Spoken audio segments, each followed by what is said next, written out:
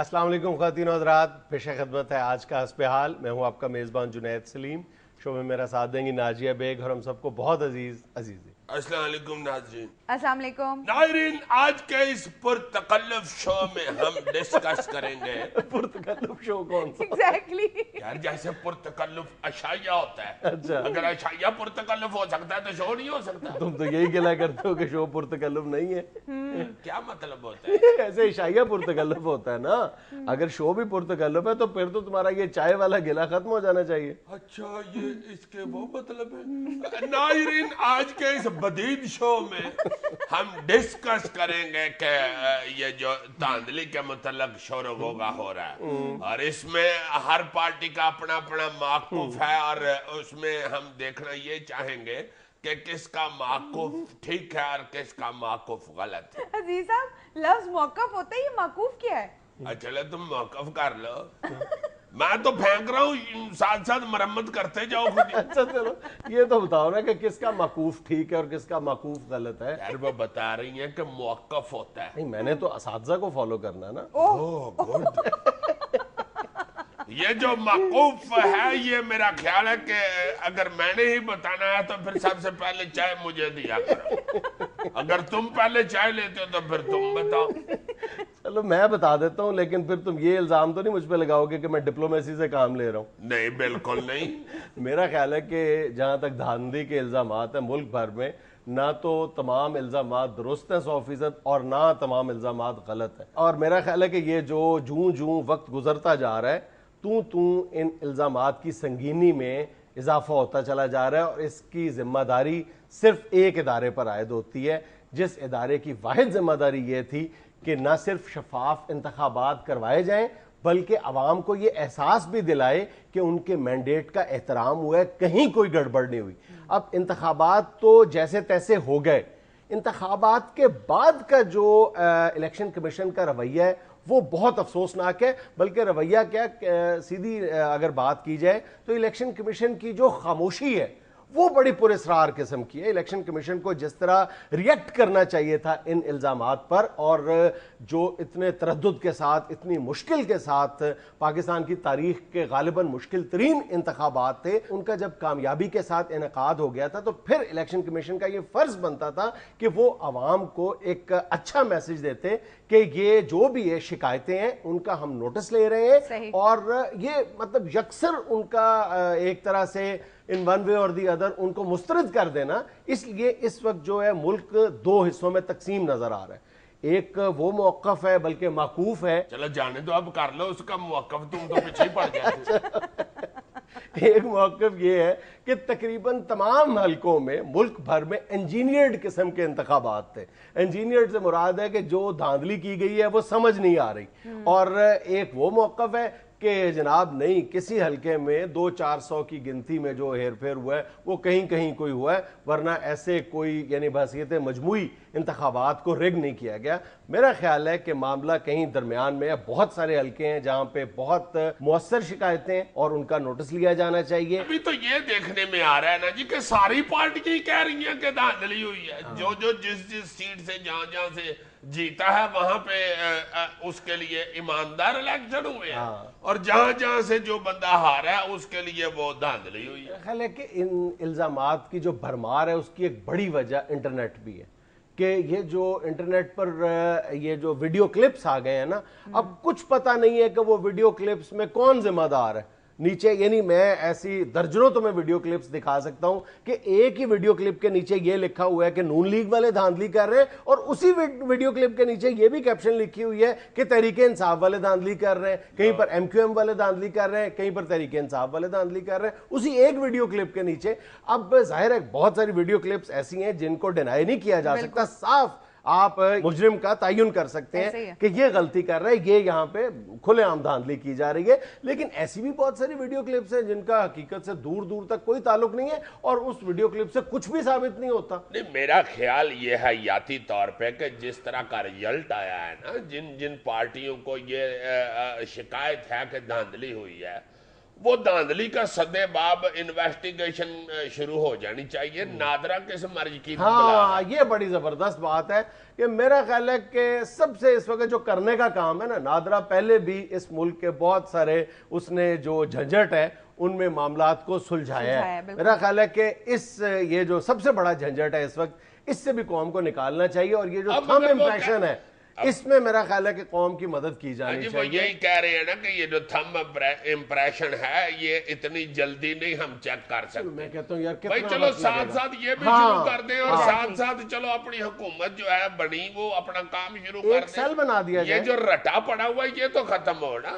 چلو P T I والوں کو یہ تو اندازہ ہونا چاہیے نا کہ وہ 5 6 7 8 اگر حلقوں میں کہہ رہے ہیں دھاندلی ہوئی ہے، تو یہ اگر وہ ان کے حق میں بھی آ جائے ریزلٹ تو ان کی حکومت نہیں. یہ لاہور اور کراچی کے جن حلقوں پر الزام عائد کیا جا رہا ہے کہ وہاں پر بہت زیادہ دھاندلی ہوئی ہے، میرا خیال ہے کہ یہ جو تھم امپریشن کی یہ جو ویریفائی کرنے والا کام ہے، ان کا آغاز انہی حلقوں سے کر لیا جائے، لیکن ان کو 2 4 حلقوں تک محدود نہ رکھا جائے. ایک سیل بنا دیا جائے نادرا میں جس کا کام یہ ہو کہ جتنے بھی پاکستان بھر کے ووٹ ہیں ان کو اگلے یعنی کئی ماہ اگر کئی سال بھی لگتے ہیں تو ایک دفعہ یہ کر گزرنا چاہیے تاکہ دودھ کا دودھ اور پانی کا پانی ہو. اب میں بھی وہی کہہ رہا ہوں جی کہ یہ کام بھی شروع کر دینا چاہیے ادھر نادرا والوں کو، اور ادھر اپوزیشن والوں کو بھی سب کو چاہیے کہ گورنمنٹ کو بھی کام کرنا. بالکل بالکل ٹائم ضائع نہ کرے، چونکہ اب جو وہ لوڈ شیڈنگ والے لطیفے تھے اس میں اب راجہ پرویز صرف نکال کے نواز شریف فٹ کر کے تو شروع ہو گئے ہیں لوگ کرنے.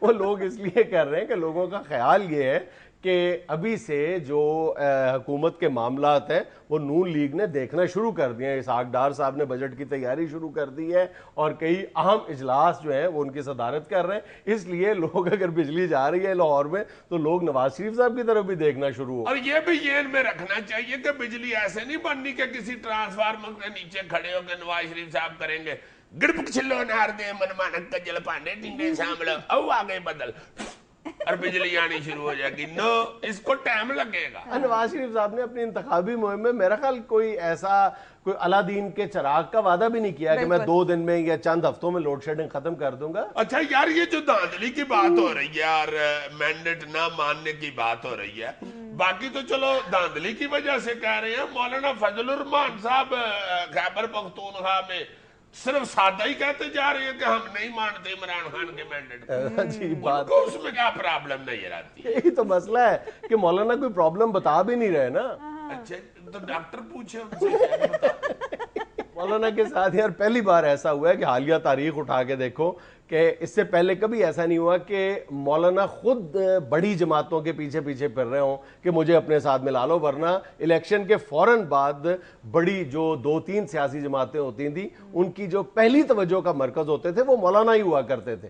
لیکن اس دفعہ الٹا ہو گیا. اس کو کیا کہا جائے؟ کہنا کیا ہے بھائی جی کہ مولانا فضل الرحمان صاحب کے متعلق، کاف لیگ کے متعلق اور یرداری صاحب کے متعلق جو بات ہوتی تھی نا جی کہ یہ بڑے سمارٹ آدمی ہیں، بڑے کھوچل فیصلے کرتے ہیں، غیر جذباتی فیصلے اور بڑی اچھی سیاست کھیلتے ہیں.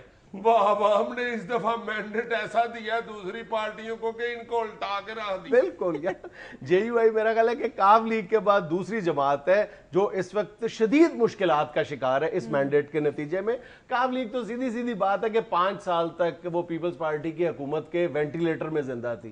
تو جو ہی وہ وینٹیلیٹر ختم ہوا ہے اب اس کا انجام سب لوگوں کے سامنے ہے. جو اس کی 1 2 سیٹیں ہیں ان کا کیا بنے گا یہ میرا خیال ہے کہ اگلے 1 2 ماہ کے دوران کلیئر ہو جائے گا اس کا مستقبل. لیکن بہرحال جے یو آئی جو ہے وہ میرا خیال ہے کہ بہت ہی زیادہ مشکلات کا شکار ہے. ویسے پاجنات عوام نے تو خیر جس کو بھی مینڈیٹ دیا یا اس کا ہر بندے کو احترام کرنا چاہیے، مگر میری اپنی خواہش یہ ہے کہ مولانا فضل الرحمان صاحب اور چوری شجاعت صاحب کو ملک کی سیاست میں رہنا چاہیے. یار میرا بھی دل لگا رہتا ہے. کیوں؟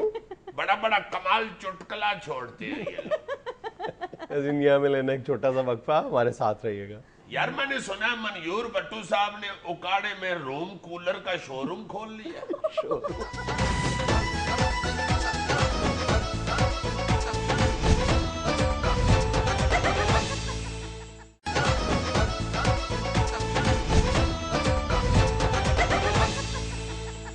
पंजाब में पीपल्स पार्टी की शिकस्त के बाद रहमान मलिक समेत पीपी के कई रहनुमाओं के मोबाइल फोन ताहाल बंद जा रहे हैं। शाबाश, तो ऑन किस लिए करेंगी? जो बंदा हार जाए उसको इलेक्शन के बाद ज्यादा से ज्यादा टेंटों वाले का ही फोन आना होता है या कारपोरेशन से फोन आता है कि भाई जी आपके जलसे के ग्राउंड का किराया नहीं पहुंचा है यो। अब शहबाज शरीफ आ गया, किराया पहुंचाए, बड़ी सख्ती हो गई। नहीं यार, नानो वाला भी अपने बिल के लिए फोन कर रहा होता है। दादों वाला भी करता है, जिसने इलेक्शन से पहले दादें दी होती है ना, वाह वाह वाह मलक साहब क्या बोलते हैं आप, वो भी बेचारा फिर करता है। या फिर इलेक्शन के बाद बच्चे फोन करके तो तंग करते हैं, मलक साहब। और अगर कोई सियाना फोन करे तो वो भी छेड़ रहा होता है, भाई जी ये मोर कितने लानी है? बंदा पूछे इलेक्शन तो गुजर गए हैं, अब तुमने पार्सल में मोर लगानी। अब तो ये जितने हार गए ये बेचारे अपने मोबाइल सामने रख के तो गाने गा रहे हैं। मैं फोन पकड़ कर जाऊं कहां और काल मिलाऊं किसके लिए, मैं फोन पकड़ कर जाऊं कहां। पीछे से बेगम आके दो हथड़ मारती है, अब तेरे फोन भी इथे ही रहने देते, आप भी इथे ही रहो, पहले काल मिला के तो केड़ा चन चाल लिया। अल्लाह माफी दे, ये जिस तरह क्रिकेट की टीम हार जाए तो बेचारे फिर दो दो तीन तीन करके मुख्तलिफ एयरपोर्टों पे उतरते हैं ना, और आराम से मुंह छुपा के छोटे भरा की मोटरसाइकिल के पीछे बैठ के निकल जाते हैं घर को।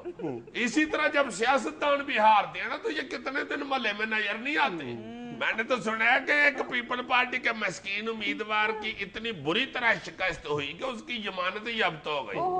अगले दिन मल्लेदार उसके पास अफसोस करने के लिए आए तो कहता है भाई जी मैं माफी चाहता हूँ, आप गलत पहचान रहे हैं। अच्छा। मैं वो नहीं जो आप समझ रहे हैं, मेरी तो जनाब छोटे चौक में बड़े गोश्त की दुकान है। वो जब मेहमान आए थे उनमें कोई शरारती बंदा भी था, वो कहता भाई जी ऐसे गलो हारे हो, छोटे चौक च बड़ा गोश्त ला लिया तुसी। निगरान वफाकी वजीर रेलवे अब्दुल मालिक के बेटे ने टिकट का पूछने पर रेलवे गार्ड को मुअत्तल करवा दिया। वो रावलपिंडी से लाहौर जा रहे थे। सदके जाऊं, अभी ये निगरान वजीर हुए हैं इसके अब्बू, तो हिसाब लगाओ उसने गार्ड मुअत्तल करा दिया।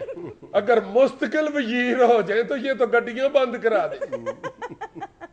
लाडले बेटे आपके अब्बू की वजारत के 2-3 दिन ही रह गए, गार्ड वापस लगवा जाओ।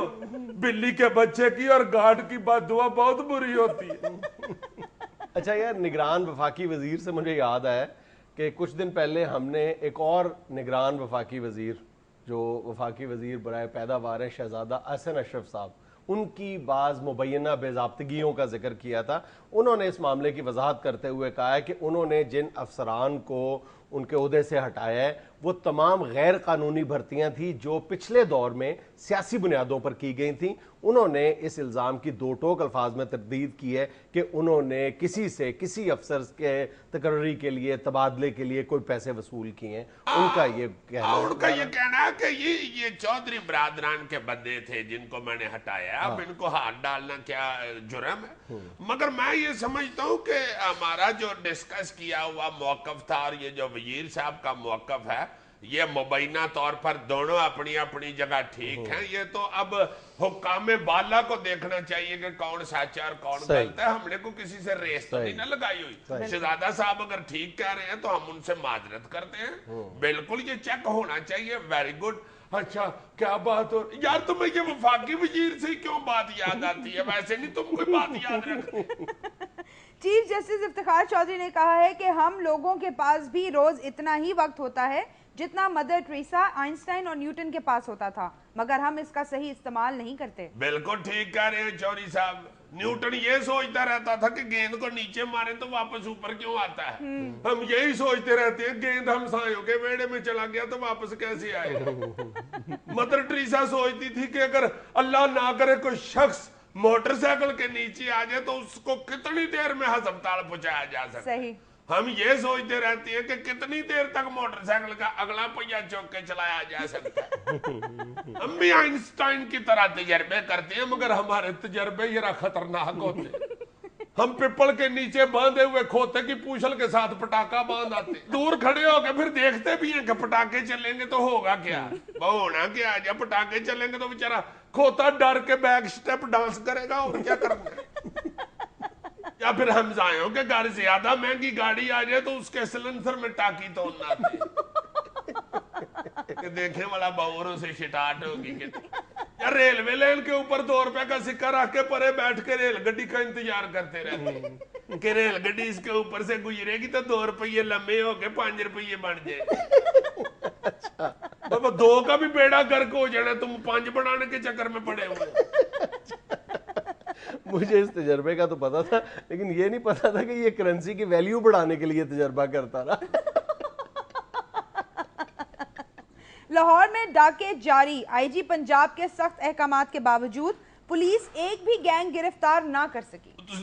ویسے تساں تے ٹھیکہ لے یا پولیس دے خلاف گل کرن دا, خدا دے واسطے بھی دیکھا کرو کہ پولیس بیچاری کرنی کی ہے بھائی, وہ کس حالت چ گئی ہے. آئی جی صاحب تو سمجھتے ہیں کہ ڈاکوؤں کو پانی والی بندوقاں نے. اللہ معاف کرے, جیسا جدید اسلحہ جنید صاحب ڈاکوؤں دے کول ہے ایمان سے, میں حیران ہو جانا کہ یار یہ لوگ کتھوں آئے نے, کون لوگ نے. ایڈی ایڈی گولی والی بندوق جی انہاں کول, تے ساڈی ایڈی ایڈی گولی والی بندوق نے. وہ تو ساڈے کول انیاں پرانیاں بندوقاں نے کہ اسی بندوق دا گھوڑا دبا کے نال کرتے رہیے تو پھر کدھر جا کے گولی باہر آؤندی. اینی دیر نو ڈاکو بیچارہ گڈی پھاڑ کے نکل گیا ہوندا, پر ڈاکو بھی بزی آدمی ہوندا ہے, وہ ڈھیک تو نہیں نہ سکتا کہ کدو انہاں دی گولی باہر آوے تے میں فوت ہوں. اگلے نے اور بھی 36 تھاواں تے ڈاکے مارنے ہوندے, نکل جاندا اینی دیر چ. اتنی پرانی بندوقیں جناب یہ ہو جی پرانیاں بندوقاں. جس طرح غریب آدمی بیچارہ ہڈی چوں میک کڈن واسطے ادھا گھنٹہ انج کردا رہندا نا, اسی طرح ہی پولیس والے بیچارے اپنی بندوق چوں گولی کڈن واسطے کنی دیر انہوں خارج کرتے رہندے. کئی دفعہ تو جنید صاحب چلاندے رہی تے بندوق نہیں چلدی, پھر اگ کے رکھ دئی تے بعد چ چل جاندی. بندہ پوچھے تینوں ڈاکو تے چلان دے, اوتھے چل ادھر سلور دے جگ چ تو موری کر دتی ہے, کوئی یاد کر. ناظرین یہاں میں لینا ایک چھوٹا سا وقفہ, ہمارے ساتھ رہیے گا.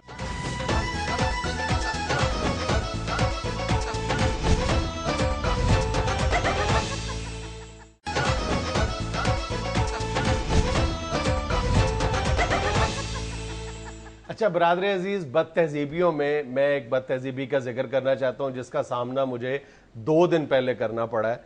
کہ ہسپتال میں ہم کسی کی عیادت کے لیے جاتے ہیں تو مریض کے کمرے میں محفل سجا کے بیٹھ جاتے ہیں. اب ہماری نظر صرف اپنے مریض پر ہوتی ہے کہ وہ اس وقت اس محفل کو انجوائے کر رہا ہے اور باقاعدہ اس کا دھیان بھی بٹ گیا, اپنے مرض سے ہٹ گیا. اور بات بھی ضروری ہے جو ہم کر رہے ہیں اس لیے کر رہے ہیں. اونچی اونچی آواز میں ہم کہہ لگا رہے ہوتے ہیں, بالکل اس احساس سے آری ہوتے ہیں کہ ہم اس وقت اپنے ڈرائنگ روم میں نہیں بیٹھے ہوئے, کسی چوک چوراہے میں نہیں بیٹھے ہوئے, بلکہ ہسپتال میں بیٹھے ہیں جہاں پہ اور بھی سینکڑوں کی تعداد میں مریض ہیں, اور ساتھ والے کمرے میں بھی ایک مریض ہے, دائیں بائیں آگے پیچھے مریضوں ہی کے کمرے ہیں. وہ کوئی ہوٹل نہیں ہے, ہسپتال ہے. سائیکل ٹھیک کرنے کی دکان تو نہیں ہے نا. ہاں, ہم صرف اپنے مریض کو دیکھ رہے ہوتے ہیں کہ وہ اس وقت ہمارے ساتھ اس محفل میں شریک ہے اور ہماری باتوں پہ ہنس رہا ہے. انتہائی بری بات ہے یار, چلو سوری کر لو.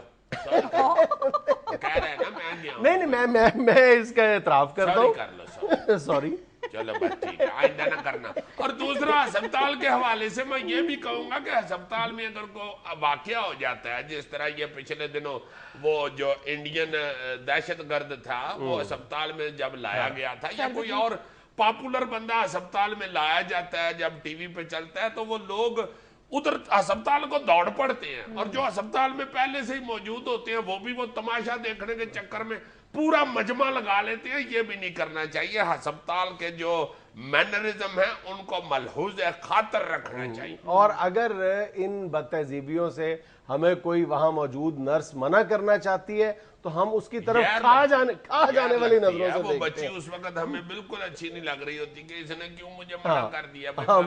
عزت بزتی کا مسئلہ بنا لیتے ہیں. بلکہ میں یہ بھی کہوں گا کہ صرف مریض ہی نہیں, کئی ڈاکٹرز بھی میں نے دیکھے ہیں ہسپتال میں اونچی اونچی بولتے ہوئے. یہ میرے ایکسپیرینس میں بھی آیا. ان کو بھی چاہیے کہ آپ ڈاکٹرز ہیں, آپ ساروں کو خاموش کرا کے آپ اونچی اونچی گپیں مار رہے ہوتے ہیں, پکوڑے منگا کے نا. زیادہ غصہ مجھے یہ تھا کہ آلو والی ٹکیاں اور پکوڑے آگے رکھے ہوئے ہیں, ایک دفعہ نہیں کہہ رہے کہ یہ کو ٹکی لے لو یا کوئی ایک ادھا پکوڑا نا لگے ہوئے ہیں کھانے اور اچھی اچھی بول رہے ہیں.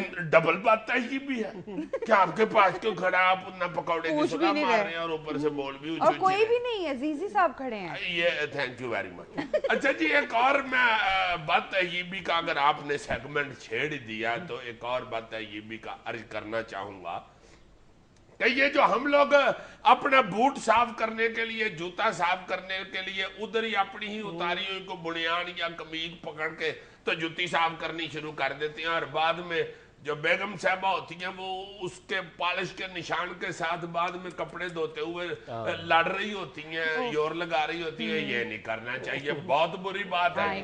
I am sorry. اچھا یہ تو جوتوں کی پالش کا مسئلہ ہے نا, اپنے بالوں کی پالش یعنی اپنے بالوں کو جب ڈائی کرتے ہیں.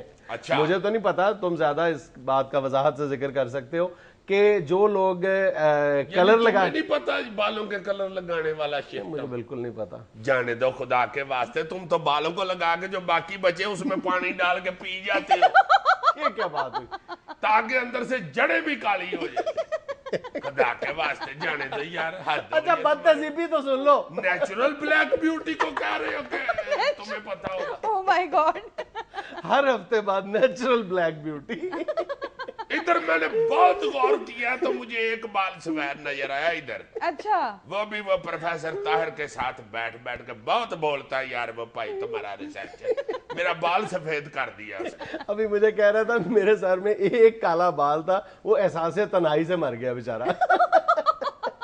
اچھا بدتہذیبی کیا تھی؟ بدتہذیبی یہ ہے کہ جو لوگ بال رنگنے کے عادی ہوتے ہیں وہ اس بات کا خیال نہیں کرتے کہ اپنے مخصوص کپڑے رکھ لیں, ایک شرٹ رکھ لیں جو جب بھی بال رنگتے ہیں وہی شرٹ پہن لیں, اور دوسرا کہ مخصوص برتن, اب جو ان کے برتن ہاتھ آتا ہے وہ استعمال کر لیتے ہیں. اور یہ بات ذہن میں رکھنا کہ خضاب جس برتن میں بھی ایک بار ڈلے نا وہ برتن پر اپنا رنگ ضرور تھوڑا بہت چھوڑ دیتا ہے. یہ تمہیں میرے منڈے چھوٹے نے فون کیا ہوگا. آئی میں گھر جا لوں ذرا اس کو مرمت کرتا ہوں. نہیں وہ تو جنرلی بات کریں نا, سب عام گھروں میں ایسے. اچھا نہیں یار میں تو کرتا ہی نہیں ابھی. اچھا جی ایک اور بات ہے یہ بھی اسی حوالے سے سر کے ساتھ. مجھے صرف ایک انفارمیشن دو کہ یہ جو کہتے ہیں, میں نے تو سنی سنائی باتیں جو میں ذکر کر رہا ہوں جن کا, یہ بال کوئی ایسے کیمیکلز ملتے ہیں جن سے بال کالے ہو جاتے ہیں؟ ہاں جی بالکل ایسے جیسے تم نے نہیں کیے ہوئے, بالکل ایسی ہو جاتی ہے. بالوں کے حوالے سے میں ایک اور بات یہ بھی کرنا چاہتا ہوں کہ یہ سر کو تیل لگا کے ہم صبح, چونکہ ہم نے بہو بن کے پھرنا ہوتا ہے نا ڈرائی شرائی کر کے بعد, اس لیے ہم اب صبح تیل نہیں لگاتے. اور یہ بھی سن بیٹھتے ہیں کہ تیل نہ لگانے سے وال چڑھتے ہیں, پھر ہم سوتے وقت تیل لگا کے تو سو جاتے ہیں اور سرانا پیلا ہو جاتا ہے. اور پھر 2-3 مہینے جب ہم تیل لگا کے سوتے رہتے ہیں تو سرانے کو لگنا شروع ہو جاتا ہے کہ یرکان ہوا ہے. یہ نہیں کرنا چاہیے, یہ بھی بہت بری بات. اچھا اس کی آسانی کے لیے یہ ہوتا ہے کہ آپ کوئی بھی ٹاول جو یوز زیادہ استعمال میں نہیں ہے یا جس کو آپ نے ڈسپوز آف کرنا ہے, آپ وہ ٹاول تکیے کے اوپر رکھ لیں اور پھر سو جائیں. یہ بھی بالکل ٹھیک ہے. اچھا عزیز صاحب ایک بدتہذیبی کا ذکر کرنا ضروری ہے. جیسے گرمیوں کا موسم ہے تو لوگوں نے گھروں میں کولر لگائے ہوئے ہیں, اور جب ایئر کولر, ہاں جی ایئر کولر لگائے ہوئے, ان کولر لگانے کے بعد وہ نلکا کھلا چھوڑ دیتے ہیں تاکہ پانی ختم نہ ہو. اس کو پانی بھرنے کے لیے چھوڑ دیتے ہیں, بند نہیں کرتے نلکے کو. اس سے یہ ہوتا ہے کہ وہ پانی گرتا رہتا ہے اور جہاں جہاں سے وہ پانی گزرتا ہے وہاں ایک تھوڑے سے ٹائم کے بعد کائی جمنا شروع ہو جاتی ہے. اب میرا خیال ہے اس کی بھی احتیاط کرنی چاہیے, اور اس چیز کی بھی احتیاط کرنی چاہیے کہ کئی بندوں کے گھر اس طرح بنے ہوتے ہیں کہ بیڈ روم کی جو کھڑکی ہے وہ باہر گلی کی طرف ہوتی ہے, اور وہ گلی میں ایئر کولر فٹ کر کے گلی کی کوئی 4.5 فٹ جگہ گھیر لی. وہ بھی نہیں کرنا چاہیے, وہ بھی احتیاط کرنی چاہیے. گلی جو ہے وہ ہماری یاتی نہیں ہوتی, وہ تمام محلے کی گلی ہوتی ہے, اس لیے اس کو اسی طرح رہنا چاہیے جیسے وہ بڑی ہوتی ہیں. یار میں کتنا عقلمند ہوں, میں نے دیکھو ایئر کولر کے ساتھ کیسی اہم بات جوڑی. اچھا جی اس کے ساتھ ساتھ ایک اور بات ہے یہ بھی جو مجھے ایک بزرگ نے کہی تھی کہ یہ بھی ڈسکس کرو کسی دن. یہ جو ہم ٹیلی فون موبائل لے کر باتھ روم میں چلے جاتے ہیں اور ادھر بیٹھ کے ہم فون سنتے ہیں یا کرتے ہیں کال, اس میں ہم پھر السلام علیکم بھی کہتے ہیں, اور پھر کسی وقت یہ بھی ہوتا ہے کہ اگر آپ کا فون آتا ہے تو اس پہ جو بیل ہے وہ اذان لگائی ہوئی ہے یا کوئی آیت لگائی ہوئی ہے.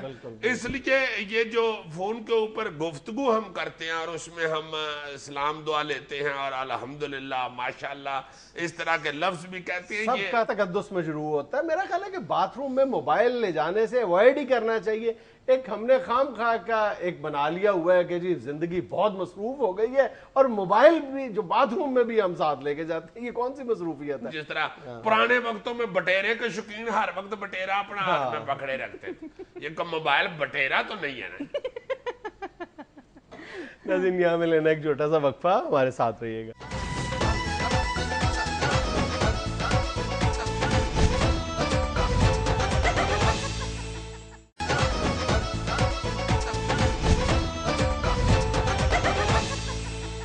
ناظرین الیکشنز کے بعد پہلی بار ہیں ہمارے ساتھ ملک کے روایتی سیاستدان جناب پی کیو این. السلام علیکم.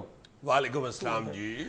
کیا حال چال ہے پی کیو این صاحب؟ الحمدللہ جی الحمدللہ. سر کچھ بتانا پسند فرمائیں گے, کیا بنا؟ جی آج تو سادہ سفید زیرے والے چاول بنے ہوئے تھے اور ساتھ میرا خیال ہے سرخ دال بنائی تھی آپ کی بات. حضور میں پوچھ رہا ہوں الیکشنز میں کیا بنا؟ اچھا الیکشن کا تو اخبار نہیں پڑھتے آپ؟ نون لیگ جیت گئی ہے. سر جی میں پوچھ رہا ہوں آپ کا کیا بنا؟ الحمدللہ بڑا بھاری مینڈیٹ ملا ہے جی. اچھا آپ جیت گئے؟ نہیں وہ میں جس کے حق میں بیٹھا تھا نا جی وہ جیت گیا. اسے بڑا اچھا مینڈیٹ ملا ہے تو ظاہر ہے میں اس کے حق میں بیٹھا ہوا تھا تو مجھے ہی ملا نا جی. تو بالآخر آپ بیٹھ گئے تھے؟ جی بس بالائی قیادت کا دباؤ, پھر کیا کرتا, بیٹھنا پڑا. کیا کس مطلب؟ قیادت کا؟ نون لیگ کی. اچھا نون لیگ کی اعلیٰ قیادت نے کہا؟ ہاں جی ہاں جی ہاں جی. اچھا تو آپ کی ملاقات ہوئی تھی نواز شریف صاحب سے؟ نہیں نواز شریف صاحب تو ان دنوں بہت بزی تھے. ان کے سیکٹری ہیں حاجی شکیل صاحب, 28 سال سے ان کے ساتھ ہیں, تیسری دفعہ پرائم منسٹر ہاؤس جا رہے ہیں ان کے ساتھ. اچھا حاجی شکیل صاحب سے ملاقات ہوئی تھی؟ نہیں ان کے بالکل ساتھ ہی کمرہ ہے, شکور صاحب ان کے سیکورٹی آفیسر ہیں. اچھا شکور صاحب کے کہنے پہ بیٹھے؟ نہیں ہو ذرا بات مکمل تو ہو لینے دینا. شکور صاحب کی خالہ کا بیٹا ہے نا جو اس کا سالہ میرے گھر کے ساتھ رہتا ہے. تو ان سے ملاقات ہوئی؟ نہیں ان سے بھی ملاقات نہیں ہوئی. میں 2-3 دفعہ ان کے گھر گیا ہوں, جب بھی گیا ہوں تو بچے باہر آئے ہیں, انہوں نے کہا جی ابو گھر نہیں ہیں آپ بیٹھے. اچھا پھر میں نے کہا میں تھوڑی دیر بعد بیٹھا آ جاؤں گا. پھر میں گیا دوسرے دن, پھر کہنے لگے ابو گھر نہیں ہیں آپ بیٹھے. تیسری دفعہ پھر یہی ابو گھر نہیں ہیں آپ بیٹھے. میں نے کہا بچے ضد کر رہے ہیں بیٹھے بیٹھے تو میں بیٹھ جاتا ہوں. پھر میں بیٹھ گیا جی نون لیگ کے حق میں. اچھا تو پی کیو این صاحب سیدھا کہیں کہ خود ہی بیٹھ گئے؟ خود ہی کیوں بیٹھ گیا جی؟ ابھی میں نے آپ کو بتایا نہیں کہ اعلیٰ قیادت نے 3 دن ضد کی ہے تو پھر بیٹھا ہوں. ان کے اصرار پہ بیٹھا ہوں. اعلیٰ قیادت بچے کہتے رہے آپ کو؟ تو میں نے بچوں کا اعلیٰ قیادت سے لنک نہیں جوڑا. اب مجھے بھی بھول گیا, آپ یاد رکھیں نا جو بات میں آپ کو بتا رہا ہوں. وہ یہ تھا کہ وہ جو بچے بس ٹھیک ہے, سمجھ آ گئی. Thank you. اگر ہم الیکشن لڑ لیتے پھر کیا ہوتا؟ تو بس پھر الیکشن کے رزلٹ میں میرا کی امی اور آشاہد کے ساتھ تیسرا نام اس خاکسار کا ہونا تھا. بہرحال پی کیو این صاحب افسوس تو ہے نا کہ آپ بیٹھ گئے. افسوس کس بات کا جی؟ پی کیو این بیٹھا ہے, کوئی لینٹر تو نہیں بیٹھ گیا. آپ تو ایسے افسوس کر رہی ہیں جیسے خواتین جا کے گدے والی دکان پہ نہیں کہتی کہ دیکھو پراوا 6 مہینے انہیں لے کے گئے ہیں تو سارا ہی بہ گیا.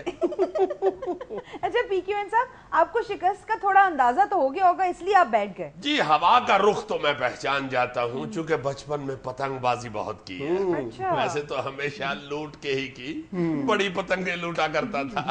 یہ پتنگ لوٹنے کا شوق ہی مجھے سیاست میں لے آیا. اچھا پتنگ لوٹنے کا؟ جی ہاں. تو یہ چونکہ مجھے پتا چل چکا تھا کہ ہار جاؤں گا اگر نہ بیٹھا تو. مگر اب الیکشنوں کے بعد جو سینیریو سامنے آیا ہے, افسوس ہو رہا ہے کہ کیوں بیٹھا. کیوں بھئی اگر کھڑا رہتا اور ہار بھی جاتا تو چلو دھاندلی کا شور مچا کے میڈیا میں ان تو رہتا. آپ دیکھیں نا جو بھی ہارا ہے سب نے شور مچایا ہوا ہے, میڈیا کی سکرین پہ بھی نظر آ رہے ہیں اور ان کے گھر کے آگے رونقیں بھی لگی ہوئی ہیں. تمام جو دھاندلی کا الزام لگا رہے ہیں وہ غلط الزام لگا رہے ہیں؟ ارے کچھ ٹھیک بھی لگا رہے ہوں گے مگر بیچ میں میرے جیسے بھی مل گئے ہوئے. اچھا تو اس لیے یہ سوچ رہا ہوں کہ آئندہ جب بھی الیکشن آئے تو پھر نہ بیٹھوں. مگر اب کھڑے ہونے کے لیے بھی کچھ تو بندے چاہیے. چونکہ اس الیکشن میں جو 4-5 دوست میرے ساتھ تھے اور جنہوں نے میری کمپین چلائی, میں نے سنا ہے کہ میرے بیٹھنے کے بعد محلے کے ایک چائے والے ہوٹل پہ ان 5 بندوں نے ایک دوسرے کے ہاتھ پہ ہاتھ رکھ کے حلف اٹھایا ہے کہ آئندہ کبھی پی کیو این کو بلانا نہیں. تو اس لیے اگر کوئی نئے دوست 4-5 اکٹھے ہو گئے تو اگلی دفعہ الیکشن لڑوں گا، ورنہ ٹھیک ہے دکان تو چل ہی رہی ہے۔ کس چیز کی دکان ہے؟ بھائی مٹی کے تیل کا ڈپو ہے، آپ کو بتایا تو تھا۔ صرف مٹی کا تیل؟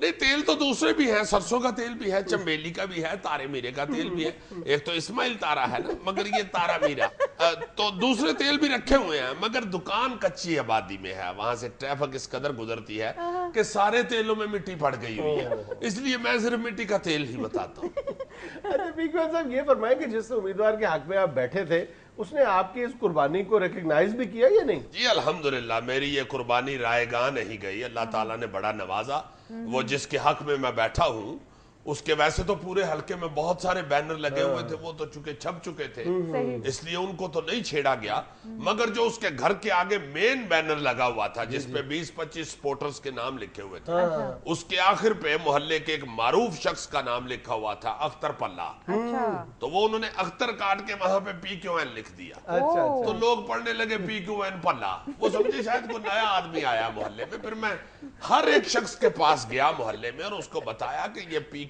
میں ہوں، یہ پلہ اختر کا لکھا ہوا ہے، تو وہ واضح ہو گیا لوگوں کو، لوگوں نے بڑا اپریشیٹ کیا۔ اور ویسے بھی اس امیدوار نے مجھے یہ کہا تھا کہ فکر نہ کرو، اگر میں جیت گیا تو تم انشاءاللہ گورنر ہاؤس تک پہنچو ہی پہنچو۔ اچھا گورنرشپ کا وعدہ کیا؟ نہیں، میرا مٹی کے تیل کے ڈپو کے ساتھ فرنیچر پالش کرنے کا بھی کام ہے نا، تو جو بھی نیا گورنر آتا ہے وہ ظاہر ہے فرنیچر تو پالش کرواتا ہے، تو وہ اس نے مجھے کہا تھا کہ انشاءاللہ گورنر ہاؤس کا فرنیچر اس دفعہ تم ہی پالش کرو۔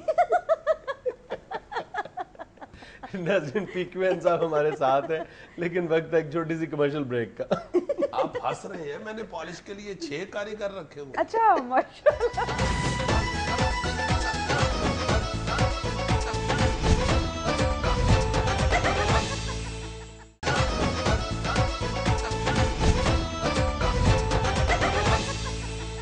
تو جنید صاحب میں یہ بتا رہا تھا کہ میرا مٹی کے تیل کے ڈپو کے ساتھ فرنیچر پالش کا بھی کام، 6 کاریگر ہیں میرے پاس اللہ کے فضل سے، اور اگر کوئی کاریگر چھٹی پہ چلا جائے تو میں خود بھی بڑی اچھی گدی مار لیتا ہوں۔ جی ہاں، تو یہ میں اللہ تعالیٰ کا شکر کرتا ہوں کہ میں بیٹھ گیا، کیونکہ میں اگر کھڑا رہتا اور ہار جاتا تو میرا خیال ہے جو آپ اس وقت ہنس رہے ہیں اس سے زیادہ ہنس الیکشن ہارنا کوئی ایسی بے عزتی والی بات تو نہیں نا، ہار جیت جو ہے سیاست میں سیاست کے کھیل کا حصہ ہے۔ نہیں وہ تو مجھے بھی پتا ہے، میں تو اللہ کا شکر ہے کہ سنگل ہارا ہوں، کئی ایسے لوگ بھی ہیں جنہوں نے شکست کا فیملی پیکج لیا ہے اس طرح۔ جی ہاں، یہ بورے والا میں ایک شخص جو بیچارے جن کے کاغذات ریجیکٹ ہو گئے تھے، اچھا چودھری نذیر جٹ، ہاں غصے میں انہوں نے اپنی 2 بیگمات الیکشن میں کھڑی کر دیں، 2 بیٹیاں کھڑی کر دیں، 2 بھتیجے کھڑے کر دیں، آپ کو معلوم ہے 6 کے 6 ہی ہار گئے، وہ سارے ہی ہار گئے۔ ہاں بالکل میرے والا حساب، اس لیے مجھے کوئی شرمندگی نہیں ہے، میں تو اللہ کا شکر ہے کہ بیٹھ گیا تھا، اور جس کے حق میں بیٹھا ہوں وہ جیت گیا ہے۔ اچھا PQN صاحب اس حوالے سے جس شخص کو اپنی کارکردگی پر فخر ہونا چاہیے جیت کے حوالے سے، وہ مختوم امین فہیم ہے، وہ مسلسل 8ویں مرتبہ MNA منتخب ہوئے ہیں لگاتار۔ اچھا 8 مرتبہ جناب، یہ اعزاز چودھری نثار صاحب کو بھی حاصل ہے، لیکن وہ اس دوران 2 مرتبہ ان کو شکست کا سامنا بھی کرنا پڑا، اور پنجاب سے بھی ایک شخصیت ایسی تھی جو اگر اس بار جیت جاتے تو وہ بھی اس ریکارڈ میں شریک ہو جاتے، یعنی 8 بار مسلسل MNA بننے کا۔ وہ ہے سرگودا سے انور علی چیمہ، کاف لیگ کے، وہ اس مرتبہ شکست کھا گئے نون لیگ کے امیدوار۔ اچھا وہ 7 مرتبہ جیتے ہیں؟ جی جی یار یہ لوگ کس طرح جیت جاتے ہیں مسلسل؟ میں تو 1 مرتبہ بھی نہیں جیتا۔ آپ کے پاس ان میں سے کسی کا نمبر ہے؟ فون کر کے پوچھیں تو صحیح ان سے، کوئی گوری بتا دے کہ یہ کیسے جیت جاتے ہیں۔ اچھا اس الیکشن میں ایک اور دلچسپ بات یہ ہوئی ہے کہ ان انتخابات میں حصہ لینے والے جو معمر ترین امیدوار تھے وہ بھی شکست کھا گئے، اور جو کم عمر ترین تھے وہ بھی ہار گئے۔ معمر ترین جو تھے وہ الہی بخش سومرو صاحب تھے، 86 سال کی عمر میں الیکشن لڑنے کے لیے بضد تھے۔ بہت سارے دوستوں نے سمجھایا کہ بہت عمر ہو چکی ہے، آپ الیکشن نہ لڑیں، لیکن وہ کہتے تھے کہ 1 دفعہ اور، بس 1 دفعہ اور، لیکن وہ 1 دفعہ منتخب نہیں ہو سکے۔ یہ تو اچھا ہو گیا، اب گھر بیٹھے ہوں گے تو چلو ٹائم پہ دوائی تو کھا لیا کریں۔ اسی طرح جو کم عمر ترین امیدوار تھے اکاڑا سے رانا خضر حیات 28 سال کی عمر میں الیکشن لڑا تھا, ہار گئے. اوہو, یعنی معمر ترین بھی ہار گئے اور کم عمر ترین بھی ہار گئے, لیکن جہانگیر ترین جیت گئے. ہاں لیکن ایک سیٹ سے وہ بھی ہار گئے. اچھا, یعنی ایک حلقے سے انہوں نے ان ترینوں کا ساتھ دیا ہے. جی بڑی بات ہے یہ, دیکھیں 8-9 مرتبہ یہ لوگ جیتے ہیں. میں آپ یقین کیجئے کہ میرا خیال ہے 12ویں-13ویں دفعہ کھڑا ہوا ہوں الیکشن پہ. اچھا, مگر بالکل وہی حالت تھی میری جو پہلے الیکشنوں میں ہوا کرتی تھی. اس دفعہ تو مجھے گھڑا ملا انتخابی نشان. تو یہ بیٹھنے سے پہلے میں انتخابی نشان کی پروموشن کے لیے گھڑا پک اپ کے پیچھے رکھ کے باندھ کے اسے سجا کے تو محلے میں نکل پڑا. ایک چوک میں میں کھڑا تھا کہ لوگ گھڑے کو دیکھ لیں اور میرے انتخابی نشان کو یاد رکھیں. پاس ہی 2 لڑکے کھڑے تھے, وہ آپس میں باتیں کر رہے تھے. ایک نے پوچھا کہ یہ کون ہے, وہ دوسرا کمبخت کہنے لگا ہمارے محلے میں کانجی بیچتا ہے. وہ پہلا اسے کہنے لگا کہ یہ کانجی پینا نا یہ کیمیکل ڈال کے بناتے ہیں, گاجرے واجرے نہیں اس میں ہوتی, رنگ ڈالا ہوتا ہے اور ساتھ ٹاٹری ڈالتے ہیں. جنید صاحب مجھے کیمیکل پہ غصہ نہیں چڑھا, ٹاٹری پہ مجھے بڑا شدید غصہ چڑھا. میرا جی چاہے کہ نیچے اتر کے اسے ایک ٹاٹری ماروں دور سے. پھر میں نے پیار سے ہی سمجھایا, میں نے کہا بیٹے نہیں میں کانجی نہیں بیچتا. تو شوخا آگے سے کہنے لگا اچھا اچھا کڑا بجاندے ہو تسی, جنگ جنگ جنگ جنگ. میں نے کہا بیٹے نہیں, یہ میرا انتخابی نشان ہے, میں الیکشن میں کھڑا ہوں. اچھا پی کیو این صاحب, آپ 13 سال سے مسلسل الیکشن لڑ رہے ہیں اور ہار رہے ہیں, اس سے آپ نے سیکھا کیا ہے؟ دیکھیں جی, میں نے ان 13 سالوں میں ایک ہی بات سیکھی ہے. کیا؟ کانجی نہیں پینی چاہیے, اس میں ٹاٹری ہوتی. ویسے مجھے افسوس ہے کہ آپ میری شکست پہ ہنس رہے ہیں یا میرے بیٹھنے کا تمسخر اڑا رہے ہیں. بالکل بھائی اس دفعہ تو وزیر اعظم راجہ پرویز اشرف ہار گئے ہیں, تو پی کیو این کیا چیز ہے؟ ویسے پی کیو این صاحب یہ تو ہماری تاریخ رہی ہے, جو بھی سٹنگ پرائم منسٹر ہوتا ہے وہ اگلی بار بہت کم الیکٹ ہو کے اسمبلی میں آتا ہے. نہیں میں کبھی بھی نہیں وزیر اعظم رہا, مگر ہر اگلی بار ہارا ہوں. راجہ پرویز اشرف صاحب بھی نہیں آئے, اور یوسف رضا گیلانی صاحب وہ تو خیر الیکشن لڑنے کے لیے نائل ہو گئے. اس سے پہلے آپ دیکھ لیں کہ جو اسمبلی 2002 سے لے کر 2007 تک رہی تھی اس میں 3 پرائم منسٹر بنے تھے, شوکت عزیز صاحب, میر ظفر اللہ خان جمالی صاحب اور پھر چودھری شجاعت صاحب. تو جمالی صاحب بھی انہوں نے الیکشن ہی نہیں لڑا, اور شوکت عزیز صاحب نے بھی الیکشن نہیں لڑا. چودھری شجاعت صاحب نے لڑا تھا, انہیں شکست کا سامنا کرنا پڑا تھا احمد مختار صاحب کے ہاتھوں. جی جی جی. اور اسی طرح اگر آپ تھوڑا سا اور پیچھے جائیں, 1985 کی اسمبلی میں جنیجو محمد خان جنیجو صاحب وزیر اعظم بنے تھے. 88 میں پھر الیکشن لڑا, انہیں شکست کا سامنا کرنا پڑا تھا. چلے جی, وزیر اعظم ایک دفعہ بن کے کو بندہ ہار جائے تو وہ میرا خیال ہے ایسی کوئی بات نہیں, میں تو سادہ ہی ہارتا جاتا ہوں. اسی طرح 1997 کی جو اسمبلی تھی اس کے وزیر اعظم نواز شریف صاحب تھے, جن کو 2002 میں جلاوطنی کے باعث الیکشن لڑنا نصیب ہی نہیں ہوا تھا. جو بھی ہمارے ہاں وزیر اعظم بنا ہے اس کو اگلے الیکشنوں میں یا اگلی حکومت میں کرسی تک پہنچنے کا موقع نہیں مل سکا. جیسے ذوالفقار علی بھٹو مرحوم, وہ 77 کے الیکشن میں جیت بھی گئے تھے, اس کے باوجود وہ حکومت نہیں بنا سکے چونکہ پچھلی دفعہ وہ جیت کے کرسی تک پہنچ چکے تھے. یہ میرا خیال ہے ہماری کرسی کسی نے دم کرائی ہوئی ہے, اور جس کرسی پہ میں بیٹھنا چاہتا ہوں اس کو تو کسی نے ایک دم کرایا ہوا.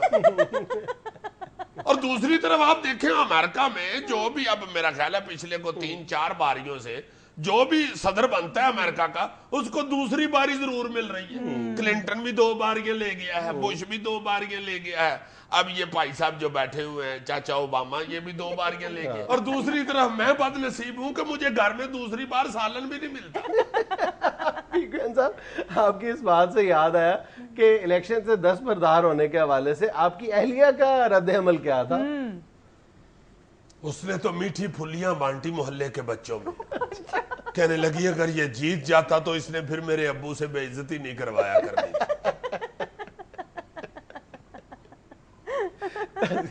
یہ سب کچھ تھا حسب حال. خوش رہیں, خوش رکھیں. آپ سے ملاقات ہوگی انشاءاللہ کل. اللہ حافظ.